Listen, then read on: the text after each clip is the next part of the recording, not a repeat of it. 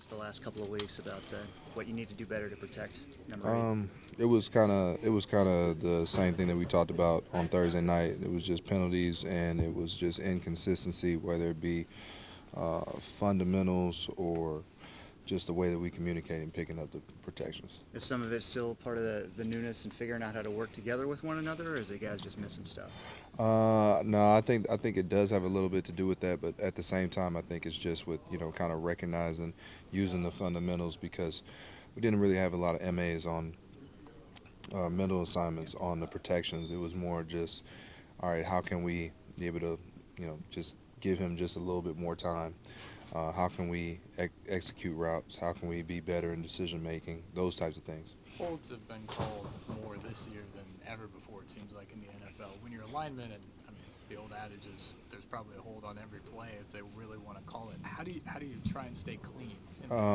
You just try to think about controlling what you can control. And the best way that we can do is just to constantly tell ourselves whenever we got somebody running outside to just push them, get our hands off of them. Allow Marcus to either make somebody miss or Derek to make somebody miss.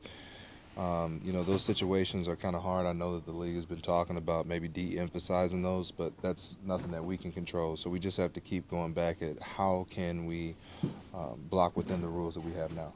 It sounds like what you're saying, Rodger. Everything is correctable in your mind as far as if you execute well, use better technique, you can get cleaned up. Oh, yeah, absolutely. But once again, it shows from the film that it takes all 11 to be able to, make those third downs work. We're taking the blame collectively as an offense, and I think that's the right approach into moving into this week. Is there any frustration, because you said something very similar, I think it was after game 2 or 3 of the preseason, that all this is correctable and it's just the preseason now. Well, now you're 3 games into the regular season. Is there any frustration? Some of that still persists? No, we have 13 games left, so I'm not worried. The biggest thing is what can you do to improve? We're going to get some nuances from different teams. That's something that they're just going to do. Last week they heated us up a bunch, and we need to make sure that we took care of our responsibilities. Everybody on offense to be able to correct third down this week could be exactly the same. It could be some movements. It could be something else. So it's just going to be how do we adjust. Coaches have taken responsibility. We have taken responsibility. But I think that we'll get it fixed. You know how rough losing streaks are for any team in the league. How important is just getting a win, however it comes, on Sunday? I don't think that it's do or die right now. But of course, every time we go out, we want to win. I mean, I remember starting the season at 3-1 and finishing 4-12. So there's no sense of the illusion that we can't be able to take a 1-2 team and turn them into a playoff caliber team.